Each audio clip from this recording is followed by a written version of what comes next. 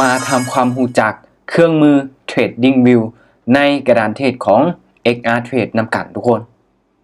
สบายดีทุกคนยินดีต้อนรับทุกคนเข้าสู่ช่องของวันนาเทรดเดอร์มื้อนี้ขอจะมาอธิบายหรือว่า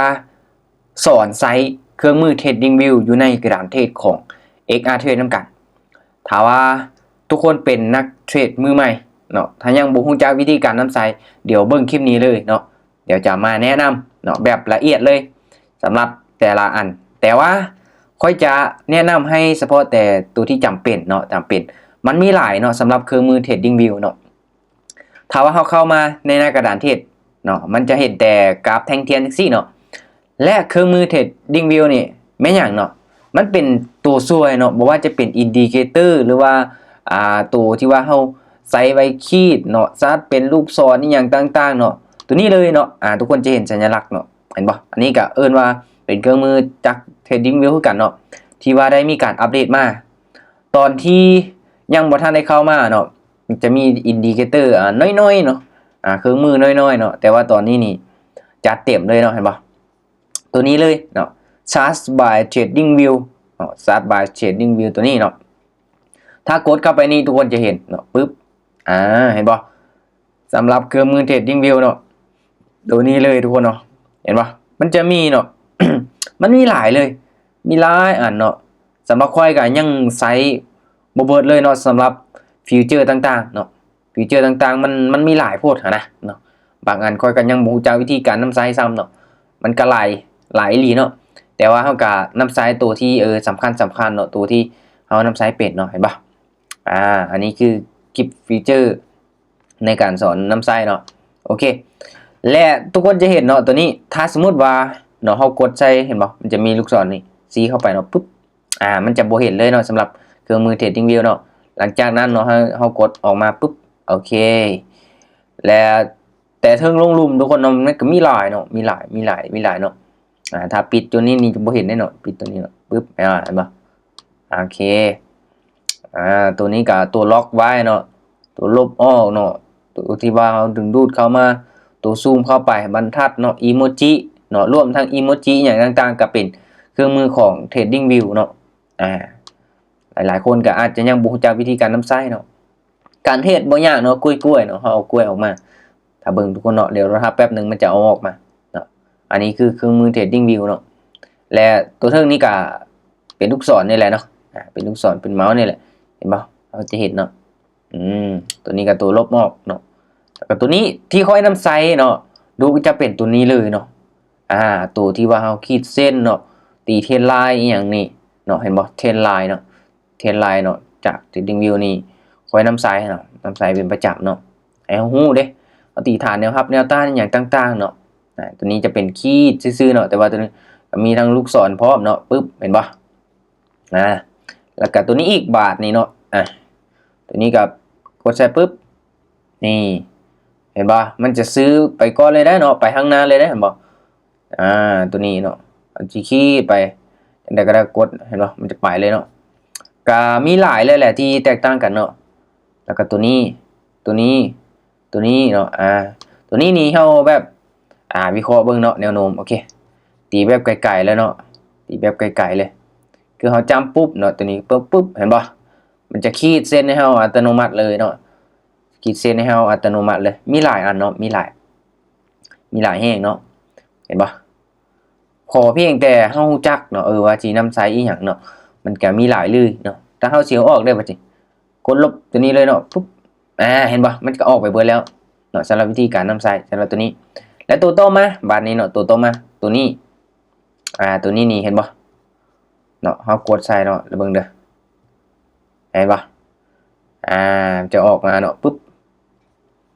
ขอเพียงแต่เฮานำสายเป็ดเนาะแต่ละอันเนาะหลายเกินเนาะหลายเกินเนาะเห็นบ่ตัวขีดเห็นบ่เฮาสิแต้มมันสิหยังก็ได้เนาะเห็นบ่เห็นบ่ขอเพียงแต่มีเทคนิคอย่างต่างๆเนาะตัวไฮไลท์ก็มีเนาะขีดไปไฮไลท์เนาะเป็นจังซั่นจังซี่เห็นบ่อยู่ในเครื่องมือนี้ปึ๊บใส่มั่วซั่วเลยก็ได้ทุกคนเนาะเห็นบ่ตีกรอบเป็นอย่างต่างๆเนาะตีเป็นเส้นเทรนไลน์เนาะ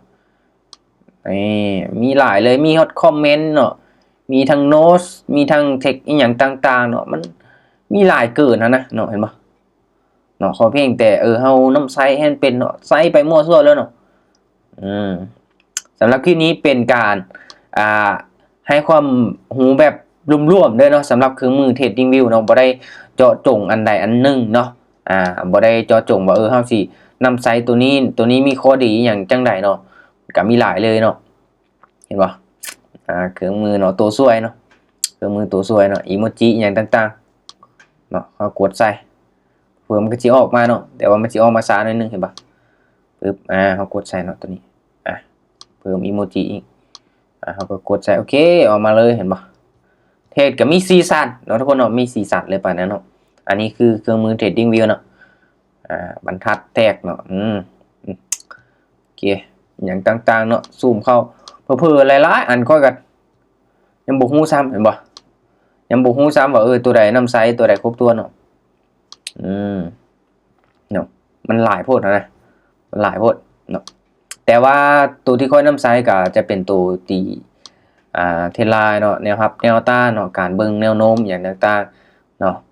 ลูกศรชี้ขึ้นชี้ลงเราจะได้เห็นเนาะอันนี้คือเครื่องมือ Trading View เนาะตัวนี้ก็อินดิเคเตอร์อย่างต่างๆเนาะให้เฮามาค้นหาได้เห็นบ่แต่ละอินดิเคเตอร์มันก็มีหลายเด้เนาะ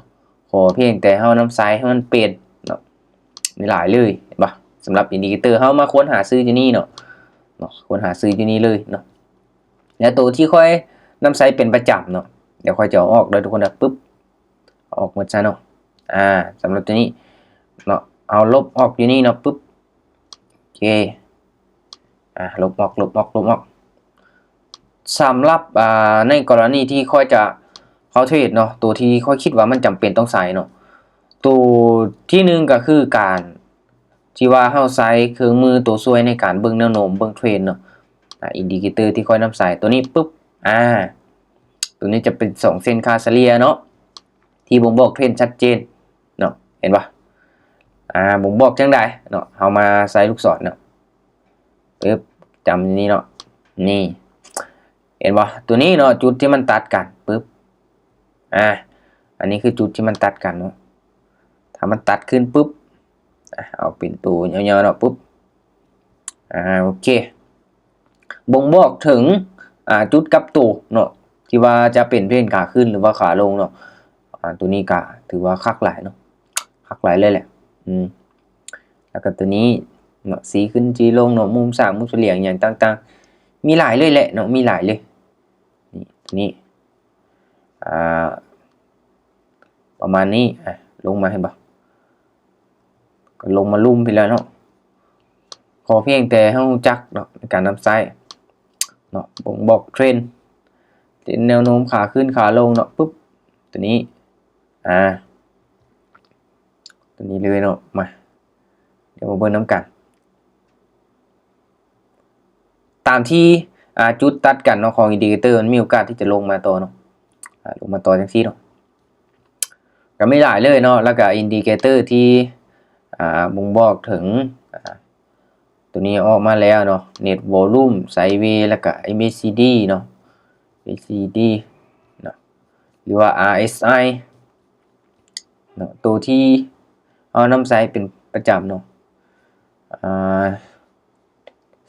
ตัว RSI เนาะโอเคมีหลายเลยเนาะมาเดี๋ยวลองเข้าออเดอร์ไปจากซาร์ดอนโอ้รีเฟรชบ้านนึงโอเค BNB เนาะมาเดี๋ยวค่อยจะเข้าออเดอร์ลองเบิ่งเนาะเมื่อกี้นี้ว่าสิขายลงมาเนาะเบิ่งจากสต็อกเดี๋ยวเบิ่งก่อน เดี๋ยวมาเข้าออเดอร์จากซาร์ดอนกำไรมื้อนี้เนาะ149เหรียญโอเคมาทุกคนเนาะก็สำหรับเครื่องมือ Trading View เนาะมันก็มีหลายได้เนาะมีหลายเลยเนาะสำหรับคลิปนี้ค่อยมาให้ความรู้เกี่ยวกับรวมๆเนาะไอ้ตัวที่จำเป็นต้องใช้ก็ตัวนี้เลยเนาะตัวที่เฮาถนัดว่าซั่นซะเนาะตัวที่เฮาถนัดแล้วก็นำใช้เป็นเนาะเห็นประโยชน์ของมันเนาะมันก็มีหลายเลยแหละเนาะแต่ที่ค่อยนำใช้นี่ก็เบิ่งแนวโน้มนี่แหละเนาะเบิ่งแนวโน้มแล้วก็ขีดเนาะฐานแนวรับแนวต้านอย่างต่างๆเนาะอีโมจิอย่างก็ ถามว่าจำเป็นบ่กะได้อยู่เนาะเพื่อเพิ่มสีสันโอเคมาออเดอร์นี้$30ลองขายลองเบิ่งเนาะตามที่เครื่องมือเนาะเครื่องมืออินดิเคเตอร์บอกอินดิเคเตอร์บอกเดี๋ยวเราซูมเข้าไปเนาะ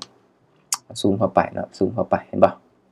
แท่งนี้นี่ถือว่าพักตู่เนาะพักตู่งามเลยเฮ้ยเดี๋ยวมาเบิ่งนำกันเนาะเป็นแนวโน้มขาลงเนาะแนวโน้มขาลงแต่ว่าให้ซื้อพักดันราคาขึ้นไปเนาะกลับลงมาจังได๋งามบ่ปริ้งโอเคสวยวินไปถ้าเฮานำไซส์เป็นเนาะเห็นเนาะประโยชน์ของมันแต่ละจุดก็โอเคเนาะเห็นบ่คือตัวนี้อยู่บนอินดิเคเตอร์ตัวนี้เฮาก็สามารถขีดได้เด้อเห็นบ่แต่ว่าเฮาสิขีดลงมารอบ2นี่บ่ได้เด้เนาะขีดแต่เทิงนี่เฮามาหาอินดิเคเตอร์มันจะขาดอยู่นี่มันจะขาดอยู่นี่มันจะเป็นหน้านึงมันจะบ่ได้เนาะโอเคโอเคทุกคนเนาะสำหรับเครื่องมือ Trading View เนาะสำหรับเครื่องมือ Trading View เนาะอยู่ในกระดานเทรดของ XR Trade นี่ก็ประมาณนี้เนาะกับตัวนี้เลยเนาะที่การนำใช้อย่างต่างๆเนาะก็มีหลายเนาะมีหลายเลยแหละถ้าว่าเฮานำใช้เป็ดเนาะเฮารู้จักประโยชน์ของมันเนาะแต่ละอันมันมีหลายอีกเห็นบ่มันมีหลายเลยบางอันข้อยก็ยังบ่รู้จักเนาะบอกตรงๆเลยแหละบางอันข้อยก็ยังนำใช้บ่ครบถ้วนเลยว่าซั่นซะมันมีหลายแฮงเนาะมีหลายแฮงใช้หลายอันมันก็ยุ่งยากปวดหัวปวดสมองเนาะใช้ตัวที่เฮาถนัดเนาะนำใช้เป็นเนาะเห็นผลลัพธ์แล้วก็โอเคละนะโอเคทุกคนเนาะสำหรับคลิปนี้เนาะในการมาอธิบายเนาะเครื่องมือ Trading View อยู่ในกระดานเทรดของ XR Trade เนาะ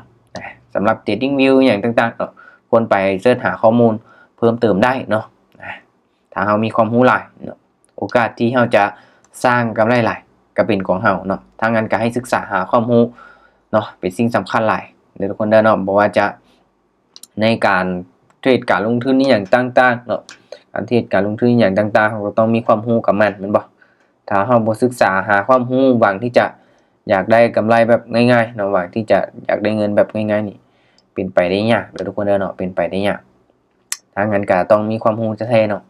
โอเคทุกๆการลงทุนมีความเสี่ยงเด้อทุกคนเด้อเนาะ